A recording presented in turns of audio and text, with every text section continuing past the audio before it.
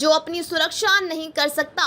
वह एआईएमआईएम के पूर्व सांसद ने बीजेपी विधायक नीतीश राणे पर बोला हमला। एआईएमआईएम के प्रदेश अध्यक्ष और पूर्व सांसद इम्तियाज जलील ने बिना नाम लिए बीजेपी विधायक नीतीश राणे पर तीखा हमला किया है। जलील ने कहा कि एक बाउंसर और 6 गाड़ियों के साथ घूमने वाला जो अपनी सुरक्षा नहीं कर सकता, वो हिंदू की रक्षा कैसे करेगा।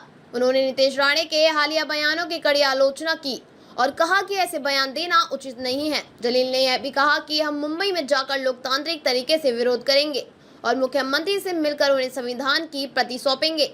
जलील ने राज्य की कानून व्यवस्था पर सवाल उठाते हुए कहा, क्या यहाँ कानून का कोई राज बचा है? यह दुर्भाग्यपूर्ण है कि लोग भी कह देते हैं और कोई कार्यवाही नहीं होती। उन्होंने रामगिरी महाराज का जिक्र करते हुए कहा कि सरकार किस हद तक अपनी कुर्सी बचाने के लिए जा सकती है। जलील ने तंज कसते हुए कहा कि अगर ऐसा ही चलता रहा तो सरकार इन्हें Z+ सुरक्षा भी दे सकती है। जलील ने हाल के एक बयान पर प्रतिक्रिया देते हुए कहा कि किसी ने कहा कि हम मस्जिद में घुसकर मारेंगे, लेकिन जब हमारा काफिला मुंबई के लिए निकलेगा तब पता चलेगा कि इम्तियाज जलील कौन है।